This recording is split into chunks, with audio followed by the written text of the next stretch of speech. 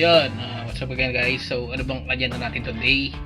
So today hindi muna tayo magi-gaming content. So dadalhin natin ngayon yung sasakyan sa kasa or sa pagawaan kasi ang problema yung aircon niya hindi lumalamig pag hindi umaandar yung sasakyan. So kung naka-idle lang yung sasakyan hindi siya lumalamig. So lalamig lang yung aircon pag umaandar na yung sasakyan. So yun yung problema niya. So, saka isa pang problema nun, yung brake switch niya, yung brake light switch is pumapalit na rin. So, sa brake light switch, siguro ako na magpapalit. So, bumili na ako online ng brake light switch. So, ang papacheck lang natin ngayon yung sa aircon. So, ang tingin kong issue nun, nag-search naman na ako kung anong issue nung ganong problema. Issue yung ano niya, possible daw is kulang na yung preon. So, papacheck natin yung preon. Ang isa pang cause nun, baka daw may problema yung compressor. Pero sa tingin ko, hindi compressor yun kasi kapapalit na ng compressor nun, yung mga wala pang isang taon. Kasi before, napagawa ko na rin yung aircon nun. So, pinalitan yung compressor nun. So, malamig na siya. So, ngayon, hindi na ulit lumalamig. Pero ang problema niya ngayon, hindi lang siya lumalamig pag hindi naandar. So, yun ang papacheck up natin ngayon. So, hindi ko pa alam kung magkano yung gagastusin natin doon.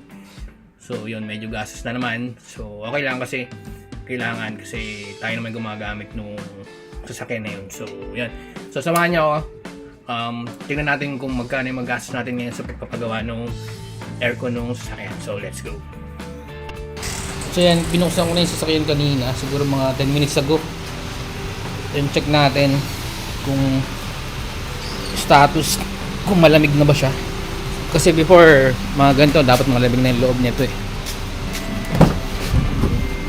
So yan, wala talaga, walang lamig. May buga naman siya pero hindi ganun kalamig. So hindi siya normal. Lalamig lang to pag umaandar na talaga yung sasakyan.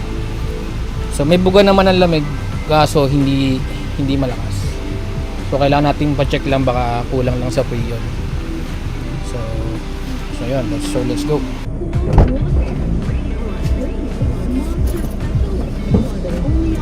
Ay!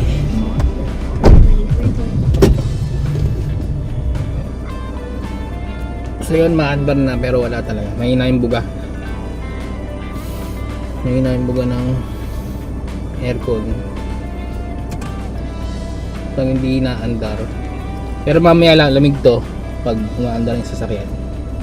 So yun lang, papacheck lang natin kung ano yung issue. So hopefully preon lang talaga yung issue para hindi malaki yung ganong gagastusin natin. Baka sana walang ganong problema kasi mahirap ng malaking gastos na naman. Sige, babagawa ko lang ng motor natin. So gumastos na rin ako ng malaki doon. So sana dito sa sasakyan hindi na malaki yung magastos natin. Sana nga free on charge lang. Sana walang leak yung sa aircon niya. So mainit sa loob kasi nga hindi pa nalamig yung nalamig yung aircon kasi ngayon pa lang tayo aanda.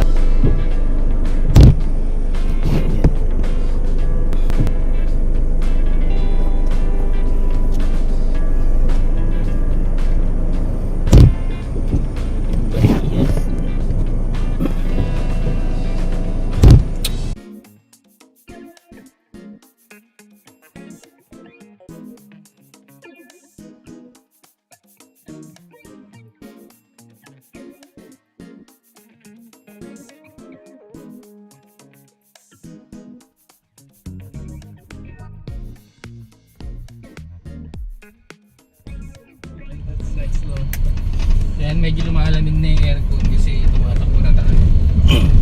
Pero kanina talaga walang buka. Yan, medyo malamig na siya. Talagang may problema na to. So, yun nga, sana hopefully preon lang. Saka sana walang leak. Kasi malaking gastos na naman to panagkataon.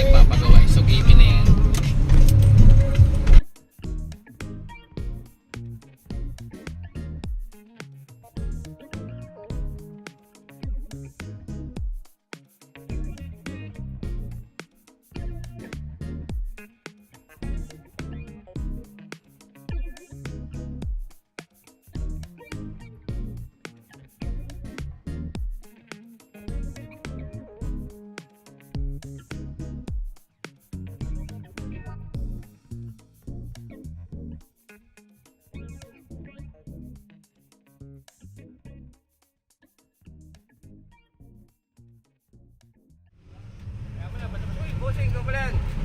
Pa-check up ko na sana yung yung aircon. Oo. Kasi pag hindi ako maandar, hindi gaano malamig. Pag hindi umaandar, di gaano malamig. Baka mahinapan mo. Hindi, I mean yung fan, yung aux fan mo. Kasi gumagana ang aux fan kapag, ay hindi, importante ang aux fan kapag nakaminot lang. Kasi walang hangin na sa lubong eh, pag tumatakbo eh. Abante ba doon sir? Tignan natin yung fan mo.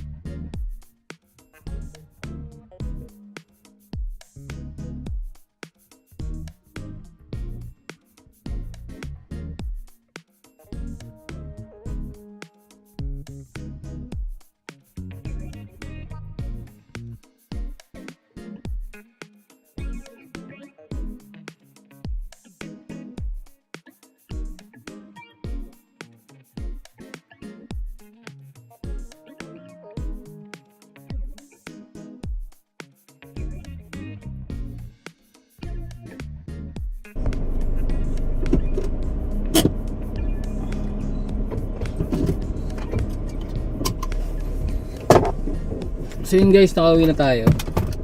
So okay na yung aircon natin, malamig na. So yan. So hindi naman, wala namang problema sa Freon, walang problema sa compressor. Saka sa fan, chinek na nila yung fan, yung compressor. Kasi yung compressor bago lang yun, kapapalit lang nun eh. So ang titignan talagang issue dyan yung fan, saka yung Freon, which is okay din yung dalawa. So dahil wala doon yung pinaka-issue, chinek nila yung kung anong main issue. So yun nga, napansin nila merong tagas doon sa may parang pipe niya. So ang ginawa lang is pinalitan lang yung pinaka-o-ring para mawala yung tagas. So yun lang naman yung yung problema. So kung mapapansin nyo, ako lang kung naririnig nyo parang nag-idle na yung compressor niya. Hindi katulad dati continuous yung compressor continuous na umaandar.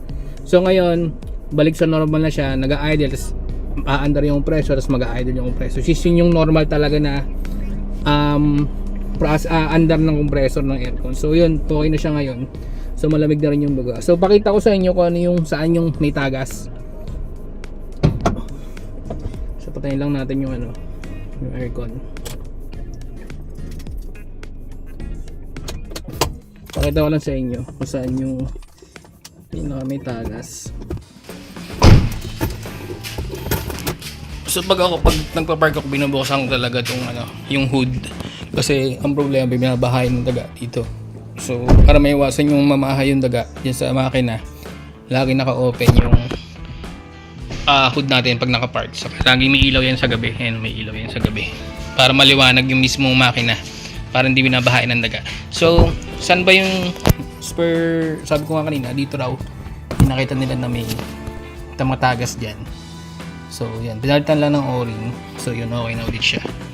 So yun, kung magkano naman nag-assist natin for the pag-fix ng aircon. So buti yun, hindi naman ganun kalaki yung nag-assist natin for today. Hindi na tayo siningil ng kasa for the labor. So ang ginawa ko na lang, syempre kahit pa paano magbibigay tayo ng tip dun sa mekaniko na gumawa. So yun. So hindi ganun kalaki yung nag-gastos natin for the maintenance ng aircon natin. So ang pinalitan nga lang is yung the o-ring, yung o-ring dun sa part na yun, yung sinabi ko nga kanina.